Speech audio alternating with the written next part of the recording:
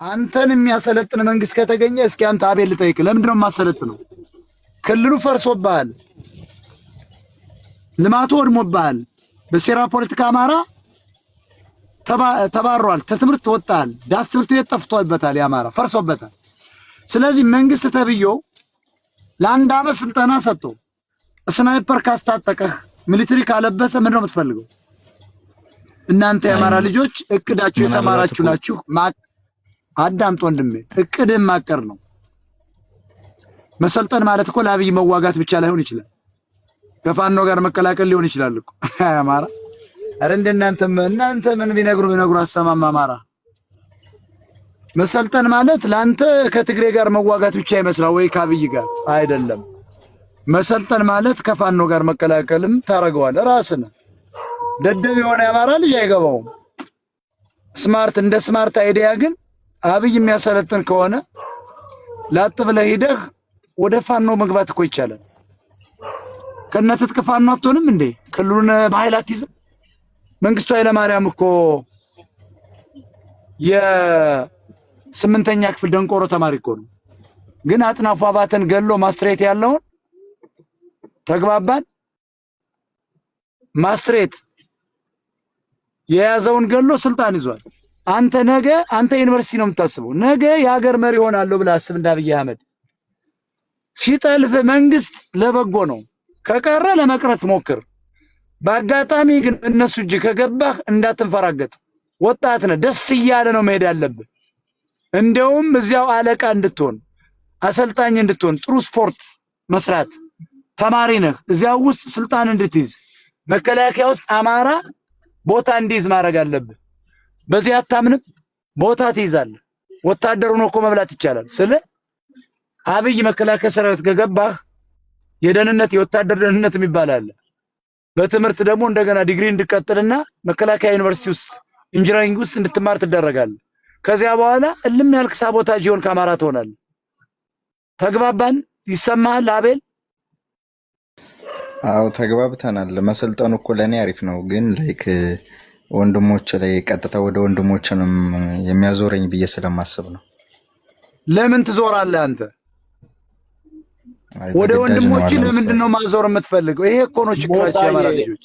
አበንጃ ማዘል ፈለገ። አበንጃ ማዘል ፈለገ። እንደዚህ አይደለም። አማራ የማይፈራም ለጠመንጃ ነው አይደለም። እሱ አሁን አስተሳሰቡ ገና አልገባውም። የፖለቲካ አድማሱ ስላልሰፋለት ነው። አሁን አማራ ሲሰለጥን ምን ማድረግ እንዳለበት እኮ አያውቅም። ሰልጥኜ በህዝቤ ላይ ይተኩሳል፣ ወንድሞቼ ፋኖች ላይ ነው። ስህተት ነው።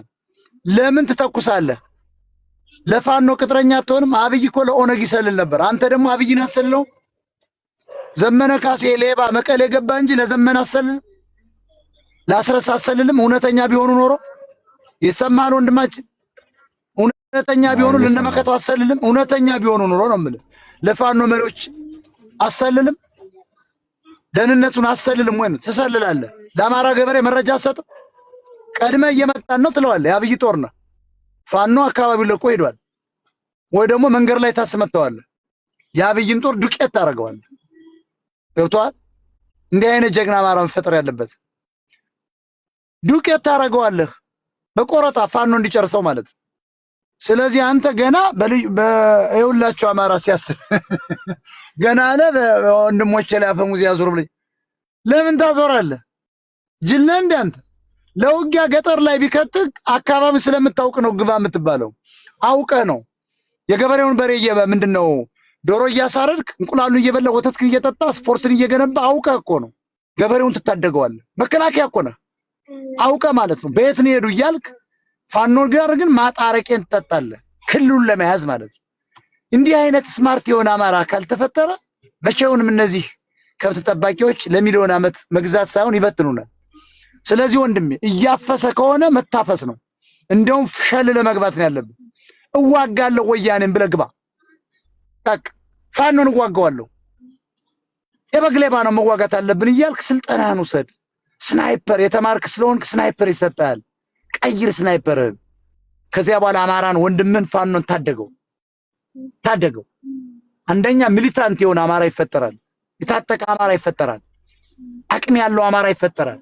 ሳቦታጅ የሚሰራ እንደ ትግሬና ኦሮሞዎች በመከላከያ ውስጥ ነው ፋኖን የሚረዳ አማራን ወደ ነፃነት የሚያመጣ መፈንቅለ መንግስት የሚያደርግ አማራ ይፈጠራል። ከዚያ ውጭ ግን ገና እንደ ትግሬዎች ባትሄድም አብይ አፍሶ ባይወስድም እንደ ቅድሙ እንደዚህ እንደ ዶክተር ወንድማችን ትገደላል። ደመከልብ ከምትሆን ራስክን ለመከላከል ትጥቅ ውሰድ። 9 ወር ቀጥቅጠህ በስፖርት ወጣት ናንተ። አሁን ትምህርቱ ማንም አይወስድብም። ሰቅለን የገባው እንዳንማርኛ ተደርገናል። ስለዚህ በወታደሩም በኩል በደህንነቱም ገብቶ የመንግስትን መዋቅር መያዝ ነው። ከዚያ ውጭ ግን ገና ስልጣን አፈርተ ከሆነ ሌላ ጉዳይ ነው። እንተና ማን ነው ጃማይካ እንዳለው። አሁንም መናገር የምፈልገው ጦርነት ጥቂት ባለሀብቶችን ወይም ጥቂት ባለስልጣን ግለሰቦችን ነው እንጂ የሚጠቅመው ለመላው ህዝብ ወይንም ለደሃው ህዝብ ይዞለት የሚመጣው ምንም ነገር የለም እና የደሃ ልጆችን መጨረስ ወይንም ማስገደል ነው ጦርነት ብዙ ጊዜ የሚያደርሰው ጉዳት ያንን ነው እና ጦርነትን ከማሰባችን በፊት ወይንም ለመዋጋት ከማሰባችን በፊት የሚመጣውን አደጋ ቀድመን ማሰብ አለብን። ምክንያቱም ብቻ ሀገር አቅም የላትም ጦርነት የምትዋጋበትና ለጦርነት የምታውለው ኃይል የላትም። ምክንያቱም ልማት ገና ብዙ መሰራት ያለበት ሁኔታ ላይ ሳለ ብዙ ሰው በተቸገረበት ሁኔታ ለውጥ በሚያስፈልግበት ሁኔታ ላይ እንደገና ወደኋላ ተመልሶ ጦርነት ማወጅና እንደዚህ በጦርነት ማሰብ ወይንም የውጊያ ሀሳብ ማሰብ እንደ ሀገር የሚጎዳ ይመስለኛል ሳስበው ማለት ነው። እና አሁንም ብዙዎች ሀሳባቸው እየተከፋፈለ በተለያየ አቅጣጫ እየሆኑ ብዙ ጦርነቶች እየታዩ ነው እየተካሄዱ ነው እና ይሄ ደግሞ ምንድነው እያደረገ ያለው? ገበሬው በሰላም አርሶ ምርት እንዳይሰጥ እያደረገ ነው። ብዙ መስራት የሚችሉ ወጣቶች ተሰናክለው እንዲቀሩ እያደረገ ነው። ብዙዎች እንዲሞቱ፣ ብዙዎች ለአካል ጉዳት እንዲዳረጉ በጣም ብዙ ጉዳቶችን በሀገር ላይ እያደረሰ ያለ ነገር ነው እና ጦርነት የሚመጣውን ኪሳራ ማሰብ አለብን። ሌላው ደግሞ ጥላቻም እየዘራ ነው የሚመጣው። በዚህ ጦርነት መሃል በጣም ብዙ የሚጎዱ የሚበደሉ ሰዎች አሉ። ያንን ደግሞ ከአይምሯቸው አይወጡትም። ነገ ደግሞ እነሱ የሆነ ኃይል ያገኙ ጊዜ ወይ ስልጣን ያገኙ ጊዜ ደግሞ መበቀል ነው የሚያስቡት እና ይቺ ሀገር ከጦርነትና እርስ በርስ ከመገዳደል እንድትወጣ ከአሁኑ እርስ በርስ መገዳደልና መዋጋትን ማቆም አለብን እና በተዋጋና ሌላውን ሰው በጨቆን ወይም ጦርነት ባደረግን ቁጥር የሚጎዱ ሰዎች አሉ እና እነሱም ደግሞ ወደፊት በአይምሯቸው ላይ በቀልና ጥላቻ ነው እንጂ እየዘራ የሚመጣው ምንም አይነት ለወደፊት ጥሩ ነገር ይዘው የሚመጣበት መንገድ የለም እና ጦርነትን ከማሰብ በፊት ሌላውን ሰው ለመጉዳት ከማሰብ በፊት መጀመሪያ ሀገራችንን ሁኔታ ማሰብ ያስፈልጋል። ነገስ እንዴት ነው አብረን የምንኖረው የሚለውን ነገር ማሰብ ያስፈልጋል። ጦርነት ሁልጊዜም አውዳሚ ነው፣ ሰላምን የሚያጠፋ ነው፣ እርስ በርስ መተማመንን የሚያጠፋ ነው፣ ፍቅርን የሚያጠፋ ነው። ጥላቻና ቂምን ነው የምናተርፈው ከጦርነትና ድህነትና ረሃብ ነው የሚተርፈው። የብዙዎች ሞት የብዙዎች እልቂት ነው የሚደርሰው።